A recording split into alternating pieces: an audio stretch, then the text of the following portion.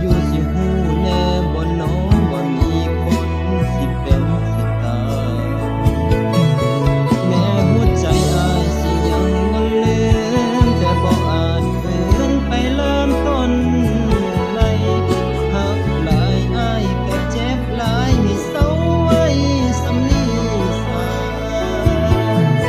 แม่นอ้ายสิหักหอนแห้งสำใดก็กลับไปบ่ได้ย้อนหนังสือเล่มเก่าที่เอาเคยมีตอนจบเจ้าเขียนใส่ไว้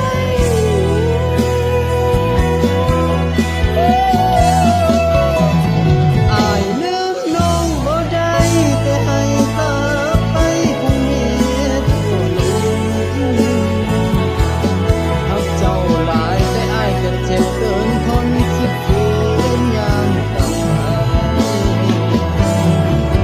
ภาพความคิดฮอดยังลืมบ่เศร้าแต่เก็บเก่ายังอยู่ในใจสาดนี้อ้ายลืมบ่ไหวแต่กลับไปบ่ได้ด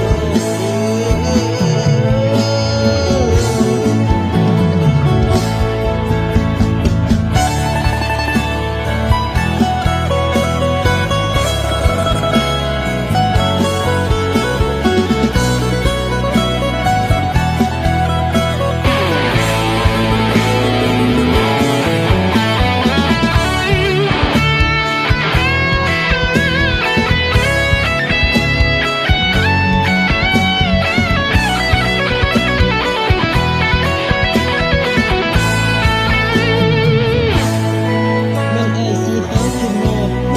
งส่ำใดก็กลับไปบ่ได้อีหลีย้อนหนังสือเล่มเก่าที่เฮาเคยมีตอนจบเจ้าเขียนใส่ไว้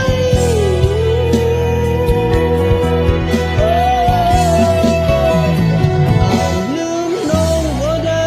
แต่ให้กลับไปคงเหตุผล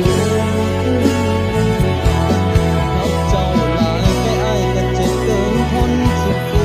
นยังกลับไปภาพความคิดฮอดยังลืมบ่เศร้าแต่แผลเก่ายังอยู่ในใจสาดนี้อ้ายลืมบ่ไหวแต่กลับไปบ่ได้ดอกอ้ายลืมน้องบ่ได้แต่ให้กลับไปคงเหตุบ่ลงหักเจ้าหลายแต่อ้ายก็เจ็บเกินทนสิฝืนยัง